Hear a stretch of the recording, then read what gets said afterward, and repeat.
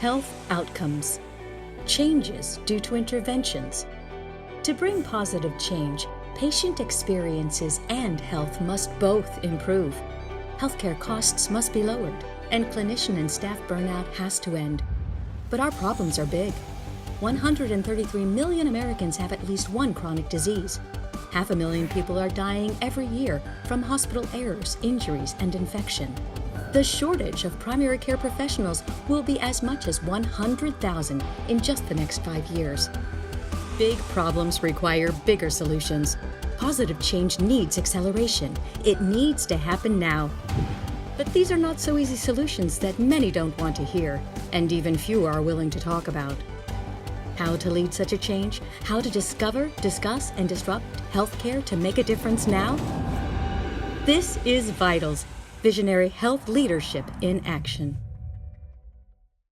Well, good afternoon and welcome to VITALS. I'm Dr. John Langelo, the president of Northeast Ohio Medical University, and I'm pleased to be able to have you join us today for an open forum on hearing from today's transformational leaders in healthcare who are using the VITALS tools to improve care for our communities.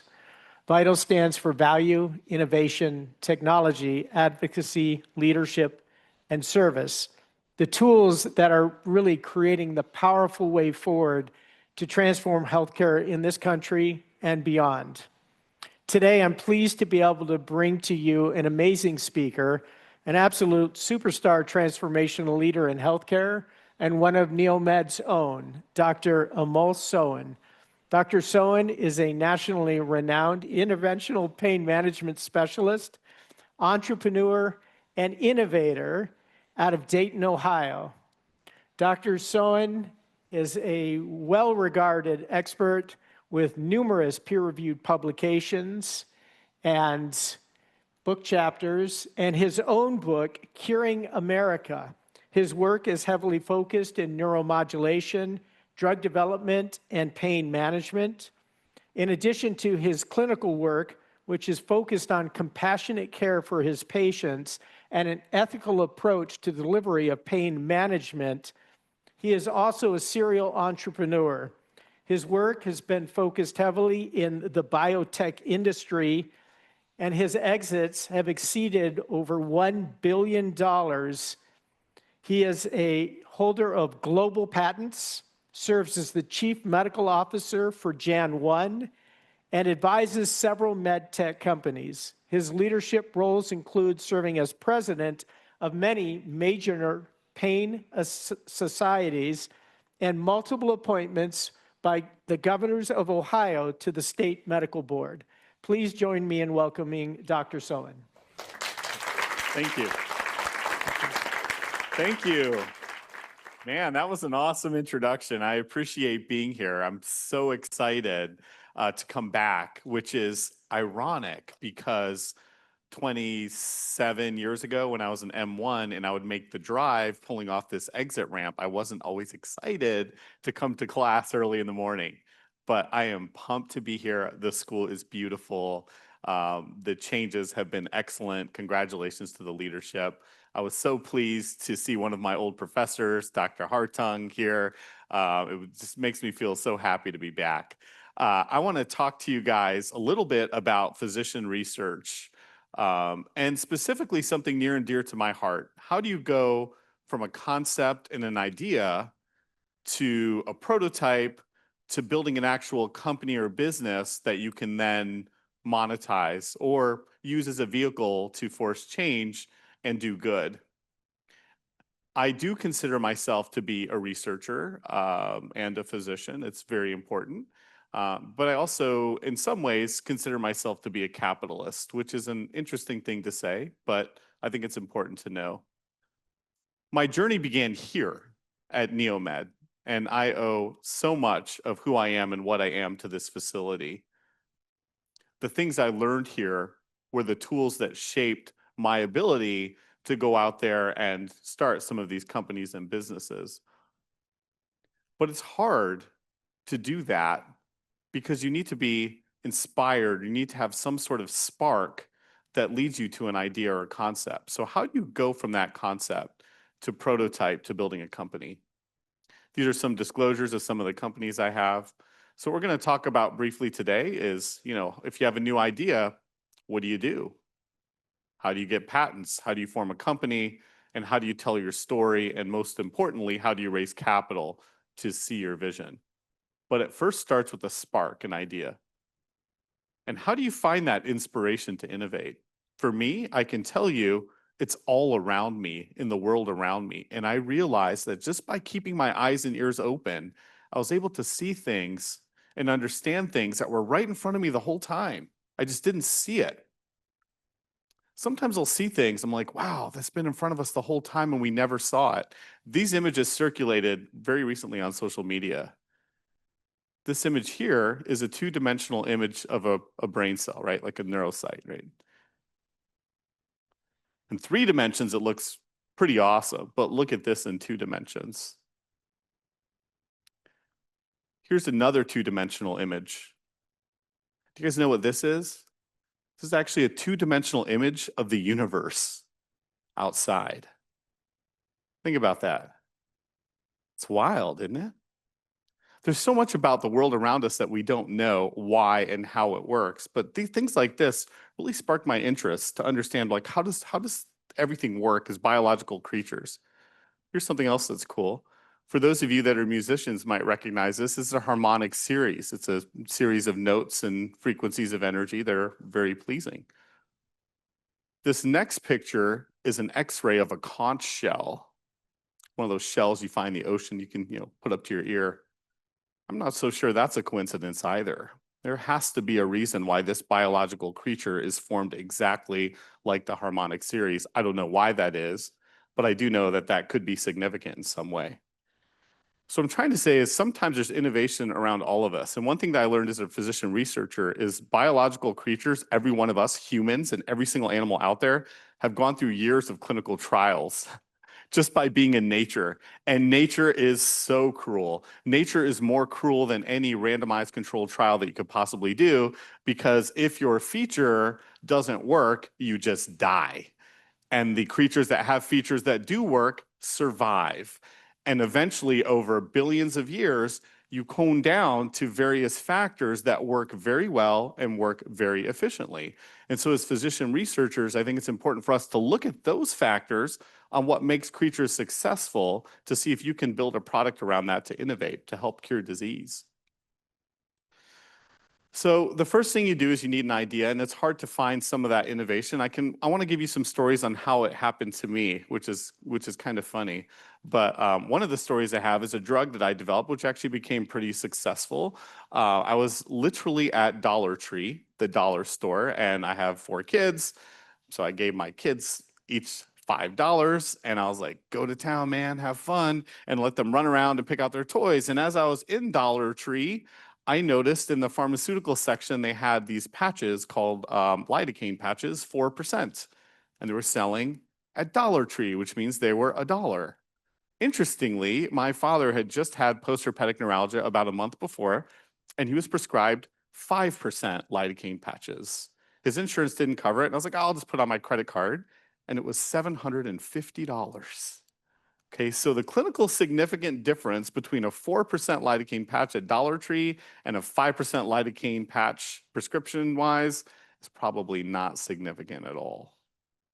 But that's odd.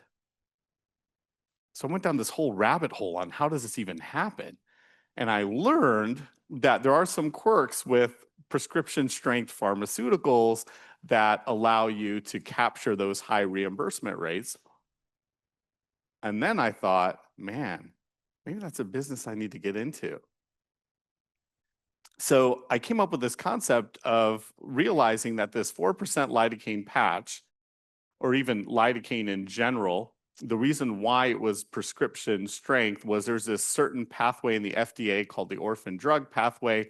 That particular path was approved for an orphan disease called postherpetic neuralgia, a very small subset of it. So it got FDA approved for that. And I realized that, okay, that's a pathway that I could potentially take for a drug, repurpose it, and try to go to market with it. And I literally Googled the National Association of Rare Diseases for a list of rare diseases, tried to find ones related to pain, and then went down all these rabbit holes to see if I could find some pharmaceutical agents that would solve an issue and get orphan status. Now, in order to do that, you have to figure out how pain works. This right here is a nociceptor. So all of the receptors and chemical mediators that are involved in a pain transmission are, for the most part, are located on this slide. So I spent time staring at it, memorizing it so much I could draw it. I used to close my eyes and pretend I could see the molecules going through the different receptors for a long time. And eventually start to reach this moment of zen where you can think, okay, if I tweak this one receptor, maybe I can block a pain signal. The first one I looked at is all the way on the right, that sodium channel. What I realized is that sodium, potassium, electrical ions that go back and forth. By the way, that sodium channel is exactly how lidocaine, novocaine works if you're a dentist, which I think there's a lot of blue scrubs here, so I can see there's a lot of dental people here. As you do, infiltration nerve blocks, it's essentially blocking sodium channel transmission. And if you do that, you create a depolarizing nerve block, so you shut the nerve off entirely, it can't fire a pain signal. So I'm like, okay, how can I shut that receptor off? I don't exactly know how to do it chemically, but I do think I can do it electrically because sodium, potassium are ions. So I thought, well, what if we took a high frequency electrical signal, put it on the nerve, maybe we could block it. So I bought this little device here on the right off eBay, 384 bucks, radionics machine. I started playing around with electrical stimulation and eventually came up with this concept. This is a nerve behind the knee in the popliteal fossa. You see the peroneal and tibial nerve on the left and right. That's a little cuff electrode that we wrapped around the nerve. So little electrodes are there, and we send an electrical impulse back and forth between positive and negative at 10,000 hertz. That means in 1 second, the electron goes back and forth 10,000 times, and it blocks a nerve. And the second we did this in animals, I thought, man, we're gonna be rich because we can now block pain at will. But there's a problem with that, right? It blocks nerve transmission entirely.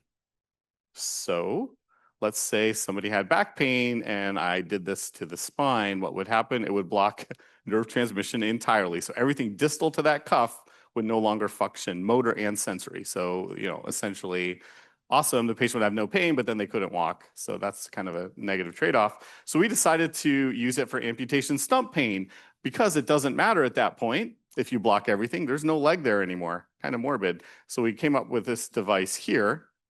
Here's the cuff electrode. This is the stuff that we were doing in humans. And then we had to implant it on humans. Now, I'm not a surgeon. I'm an anesthesiologist by training. I had a vascular surgeon with me. And for those of you that are involved in anatomy, if I didn't put that little string around there, I'm not so sure a lot of us could identify the peroneal and tibial nerves. And if you're cutting down and putting an electrode around a nerve, you don't want to hit that. That would be bad news. First time I ever did it on a patient was this right here, and this is to illustrate something. Because we hurt this person. Look at how big that incision is and how much dissection occurred to expose two nerves. I didn't do this. I was with the vascular surgeon kind of standing next to him as we did it, but look at that. I mean, you can hardly see the peroneal and tibial nerves in the middle.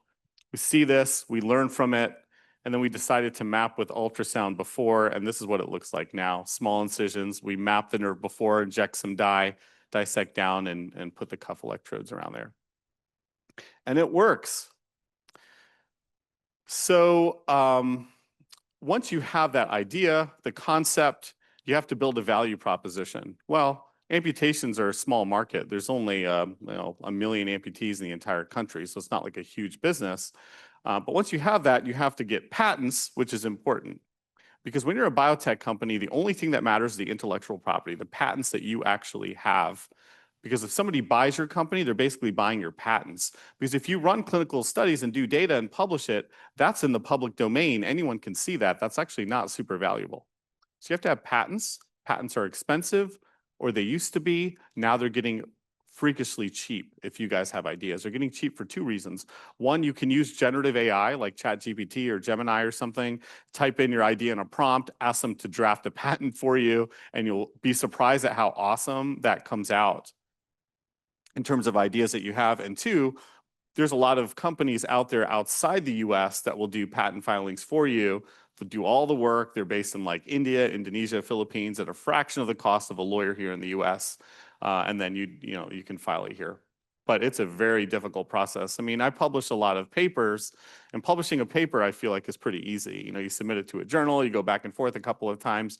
But getting a patent is super difficult, because getting a patent means that you've done something that no one else in human history has ever done. Recorded ever. And just to give you a story on how hard it is to get a patent, Elon Musk and Jeff Bezos are fighting over this whole thing of going to space and bringing a rocket back down over these patents. And SpaceX had this patent where they had a rocket and it landed on a little platform ship, and boom, there you go. So you can reuse the rocket over and over again. And Blue Origin, which is Jeff Bezos' company, contested that patent, saying, you know what, someone thought of it before. And they showed an old movie, fiction movie from like 1940s Russia, that literally showed a rocket, like this little model sort of landing on a boat, and said, look, someone thought of that before. It was in a movie in Russia. And those patents were invalidated. And that's why, both those companies can land a rocket the same way. So when you get a patent, it's kind of an awesome moment. I think here's some intellectual property that I have with one of my neuromodulation companies. So now that you have a patent, you have to actually monetize your business. And that's challenging, because you have to go out there and raise money. You have to tell a story. It's important. Innovation is tough, but it moves fast. I'm from Dayton, Ohio. One thing we're super proud of is the airplane, first in flight. And 1903 to 1969, think about what happened. 1903, the year started, humans haven't even flown in the air. 1969, not that far, right? Humans landed on the moon. That's incredible. And things are going to move even faster now with artificial intelligence. So you remember those first slides I showed you and talked about nature. Here's another project I worked on, is a spinal cord stimulator, which is a little pacemaker device for the back. You have a little battery and leads that go up to the spine, send electrical impulses. This is how spinal cord stimulators work today. They work with beeps and blips. And if you convert the spinal cord stimulator to sound, it sounds like R2-D2, beep, beep, blip, blip, beep, beep, blip, blip. And I was thinking, like, what if nerve cells don't talk that way? What if they want to have an interactive discussion with whatever's going on? I would think that would be more pleasant. But I don't know. I can't talk to my nerve cells. I don't know what they like to hear, what they don't like to hear.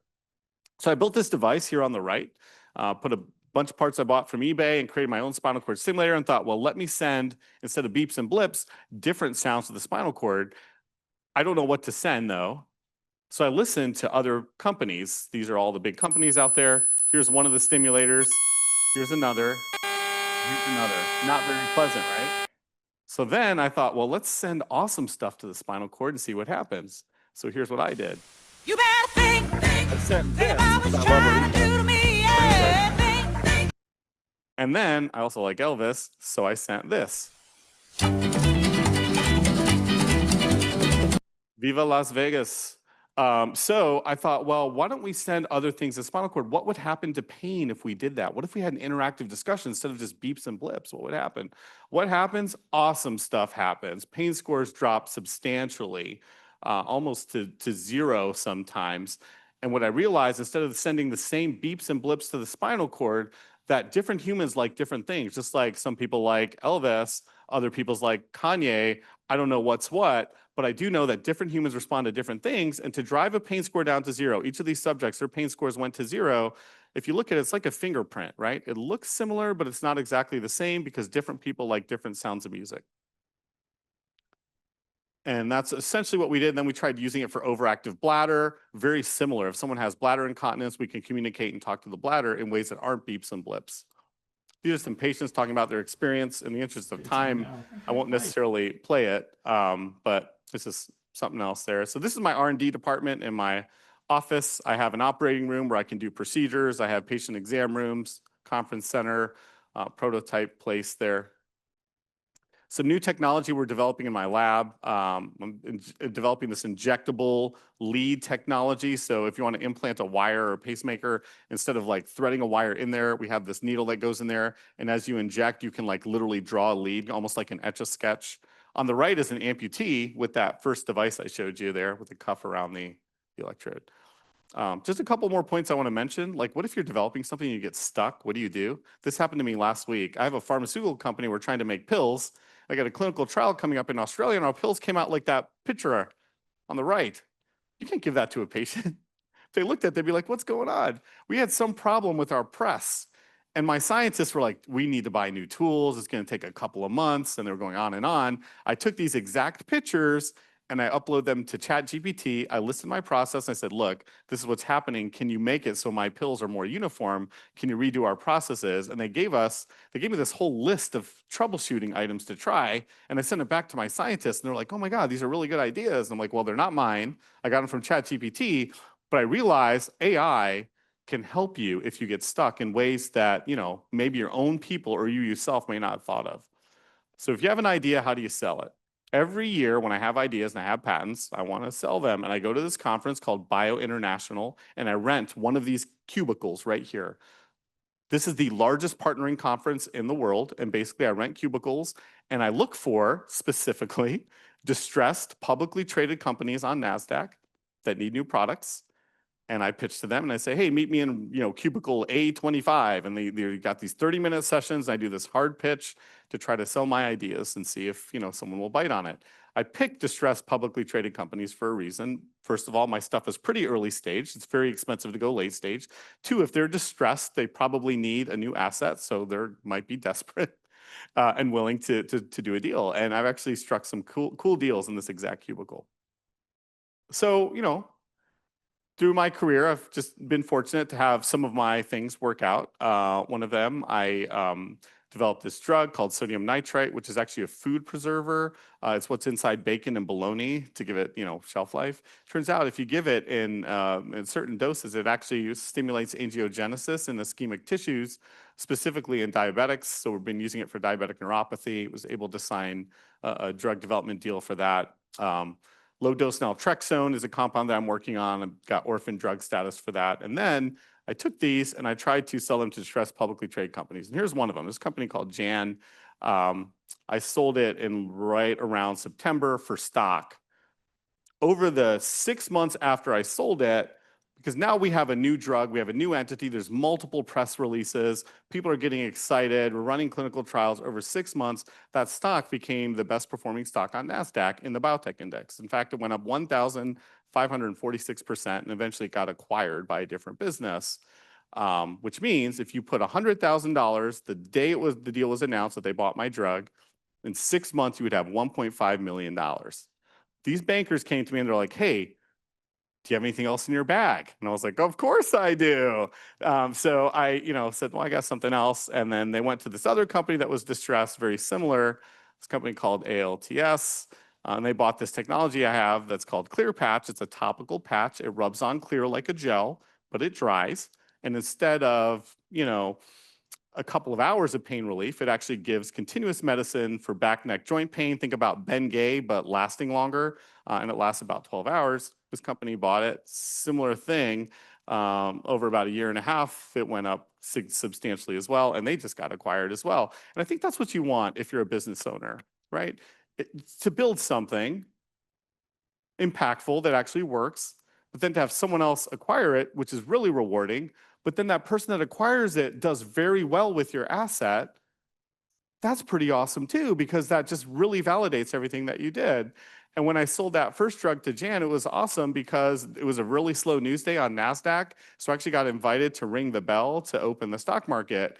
And when I was out there doing it, when I was done, my kids were standing right outside in Times Square and they're like jumping up and down, my little boys there. And the lady at NASDAQ said, hey, will your kids be quiet if they come in here on the stage? And I said, no, they're probably going to beat the crap out of each other. And it's embarrassing. So after I rang the bell, they came in and we got to take a picture there. Those are my 4 boys. That's my wife all the way on the right. We actually met at Neomed the first day here. She wanted to get a JD MBA. So she came here, did her first 2 years here, and then went to Ohio State and got a law degree and now practices law. And here's the second one that I sold to that company called ALTS. On the bottom right, you can barely see the technology, that clear patch that you rub on there. So something that we're proud of building these assets and trying to exit. One last thing I want to leave you with. This has nothing to do with what I'm talking about, but I just feel like it's so important. A lot of dentists, future dentists in the room, and physicians potentially listening. I find dentists to be some of the most entrepreneurial people I have ever met, truly. And I mean that.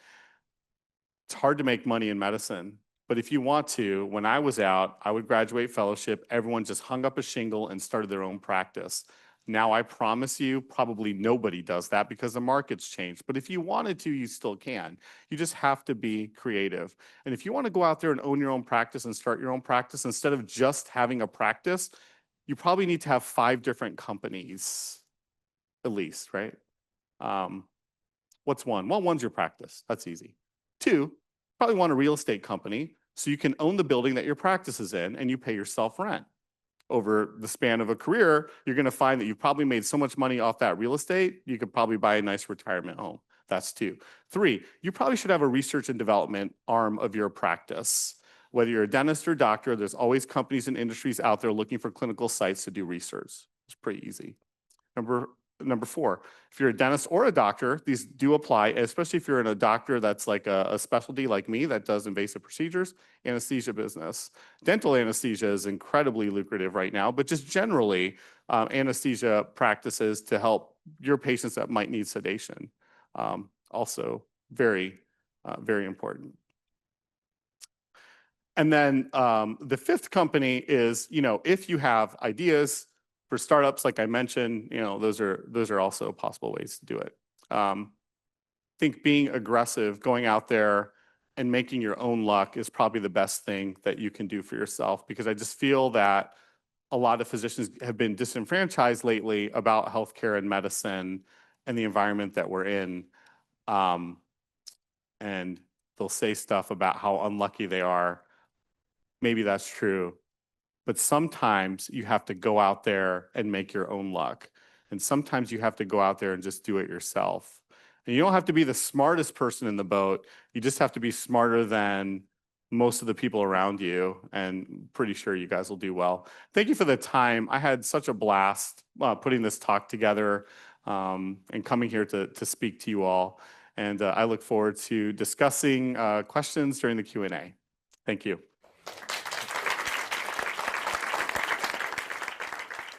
All right. Thank you, Dr. Soin. That was really enlightening. And I want to know what your garage looks like with everything you get from eBay. There's a lot of components there, right? Hi, everybody. I'm Monica Robbins from Channel 3, and I want to thank you for being here. And I want to thank all of our virtual visitors. We have about 84 folks who are in there, and I want to remind them, if you have questions for our doctor, please put them in the Q&A, and we will get to those. And I want to remind all of our live audience members that you get some goodies if you come up to one of these microphones and ask if you're one of the first. And we already have one who is up here. So we'll start with you, sir. Thank you for that. I just had a question.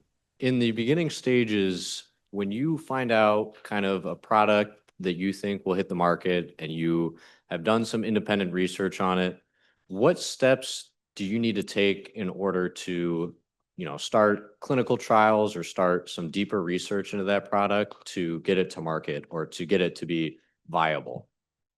Yeah, that's a great question. And it kind of depends on what you want out of it and what your runway is. But if you wanted to say, okay, I have an idea, can I build a company, a product, and go all the way with it? The first thing to do is to make sure that you have freedom to operate.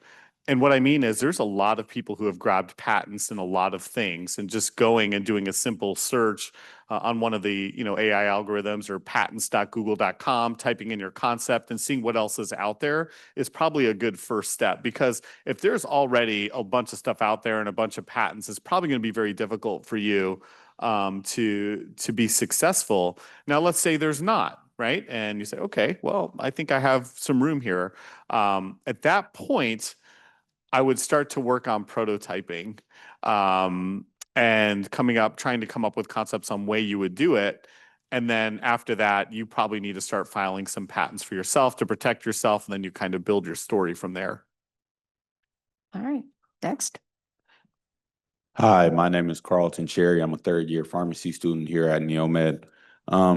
We're obviously in a very highly regulated industry.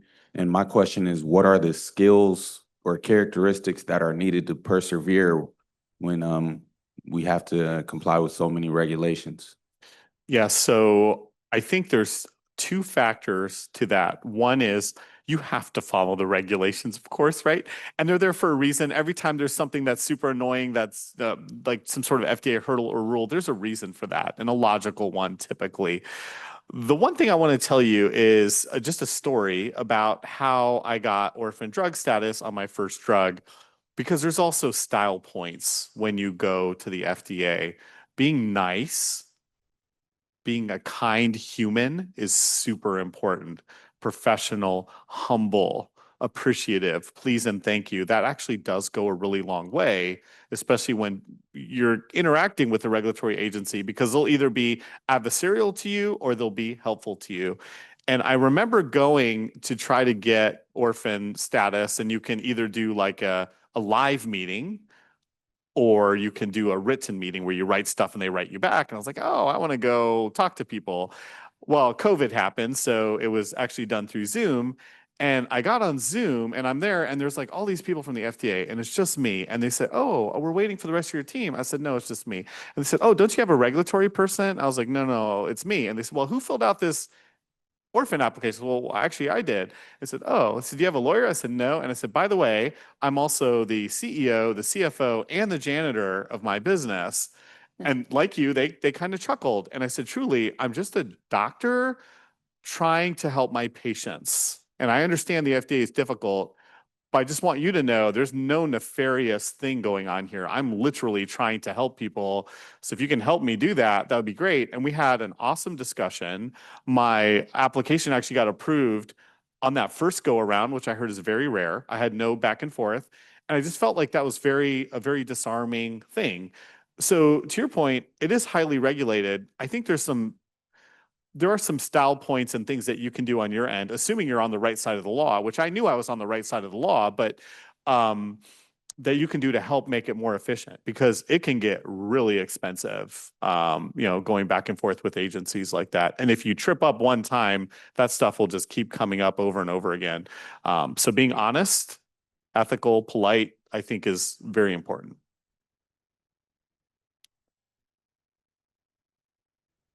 Hello, Dr. Soin. Thank you for being here. My name is Brandon Lee. I am a first-year medical student. And my question is, when you have a promising idea, how do you know that specific idea is actually worth pursuing, sacrificing your time and your money for actual commercialization?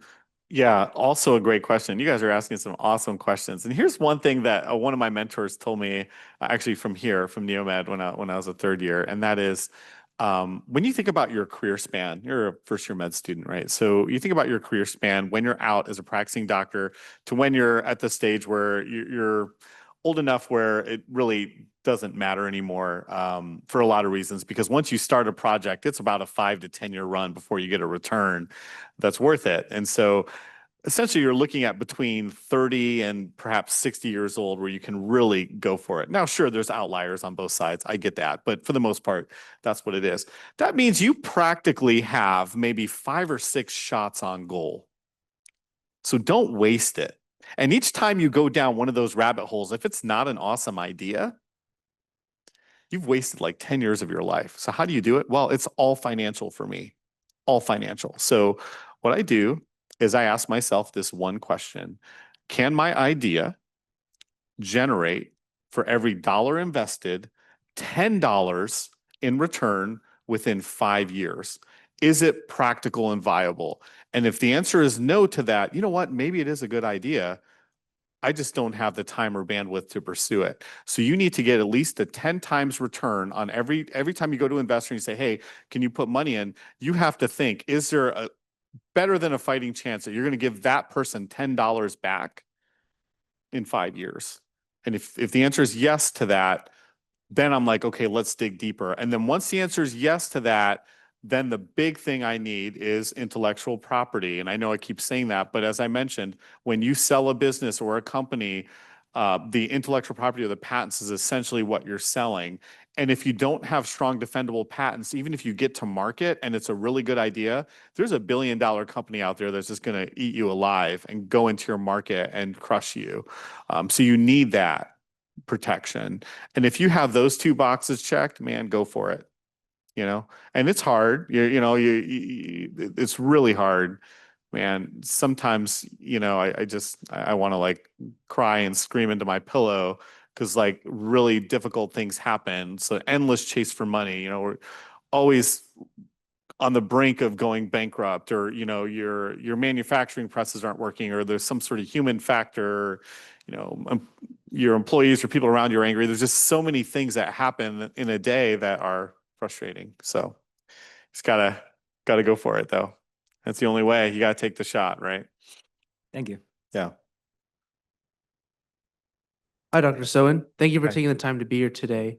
My question is regarding the spinal cord simulator that you had. Yeah. You've mentioned that you just bought parts off of eBay. You just built that all together by yourself. Yeah. Do you have the experience and know how to do that prior, or do you learn that as you went through, like putting all the materials together, Yeah. all the electronics? That's a great question. So no, I didn't. Now there's two reasons. I want to drill down on that a little bit. There's two reasons why you'd want to buy stuff off the shelf. One is those products are already FDA approved, right? Because if you invent something completely new or novel, you actually have to go to the FDA to get your prototype approved, which is a very difficult process. But if you can take something off the shelf and repurpose it and stay on label, you can actually do it without a lot of regulatory hurdles. So that's number one. Number two, you have to find smart people around you and surround yourself with smart people. And with that spinal cord simulator specifically, I've found several, PhD scientists I knew that were hungry. And, I said, hey, here's my concept and idea. You want to kind of do this together. I think we can have a great partnership. And partnerships rely on a couple of things. One is that other person has to have an incentive to also do well in this project, or they're not going to work hard for you, because these are side hustles, right? I have a day job. I actually practice medicine primarily 4 days a week. I'm in clinic seeing patients. So all of the stuff that you saw is literally like side gigs for me. So that person probably has a day job too. They have to feed their family. And then you have this pie in the sky dream that you're going for. Most of the time, the incentives are financial. So, percentage of ownership or bonus structure, or however you want to work that. But you're going to have to surround yourself with intelligent people. Sometimes that's very expensive, but lately in the gig economy, it's getting incredibly cheap. So cheap. What do I mean? Well, now with generative AI, I keep saying this, but a lot of stuff is almost free, because you can type in your concept, like, how would you do this? Or, I want to convert, music into a spinal cord stimulator, teach me, and some of the AI stuff will help you. But there's other services. There's like freelancer.com. Upwork is one that I use pretty much every day, including this morning. You guys know what Upwork is, I'm sure, right? It's like Uber for anything. So when I got my orphan drug application, that thing I had to fill out, that's really complicated. I actually went on Upwork and I said, can anyone help me fill this application out? I don't know what I'm doing, because if I hired a consultant in the US, they would charge me like 100 grand. I found this guy named Zhang Zi from China. He charged me $800. He was really smart, and he really helped me, fill in the application. I use Upwork all the time when I'm stuck, because I realize there's people in other countries that are smart, hardworking, and hungry, PhDs, MDs, etc., Bangladesh, Philippines, Sub-Sahara, Africa even. I mean, there's really smart people all over the world that are willing to work for a fractile of the cost of what you would get from here. So now you can extend your reach globally because of the internet at a very low price point. So I would consider using all of those tools at your disposal. I do not think it's wise to go at it completely alone, to your point. Like, how would you build a stimulator? How would you make it work? And there's just a lot of moving pieces to that. You definitely need a team around you. Thank you so much. Mhm. Hi, my name's Kyla Horton. I'm in M1. And first of all, thank you again for coming here and returning to Neomed to share some things that you've learned. something I'm curious about is how like you've managed the financials of like, investing into your projects and how, like, what are some ways that you get more funds for your projects? Because I know that's not your main job. Yeah, so it started with my own practice. And here's something that I did, good or bad, but I'll tell you what I did. So when you're a resident, life is hard. You're not making a whole lot of money, but I lived with that budget, as you will, because you'll adapt, you'll adjust. And I lived with that budget. When I was an attending, I went out and I got a job, and your attending money increases significantly from being a resident, sometimes 10 to 15 times the amount. In other words, you're making more per month than you might in a whole year of residency. But I lived like a resident for my first 3 years. I actually literally moved above my parents' garage. By the way, they have a pretty nice house, so it really I wasn't suffering. But I didn't have my own house. I stayed there. And I lived within that budget, and I saved that money I had made as an attending. And I said, 25% of what I save, I'm going to put towards a startup or an activity. That's one. Two, research grants can be incredible. I live in Dayton, Ohio, super lucky because it's like one of the largest Air Force bases is near there. There's a lot of grant money available. Well, I don't know how to write grants. And I'm a doctor and I was having kids and all that, and it's a lot going on. But I realized there are services that would do it for you. So trying to get grant money, super helpful because you can actually fund an entire project just off of grants.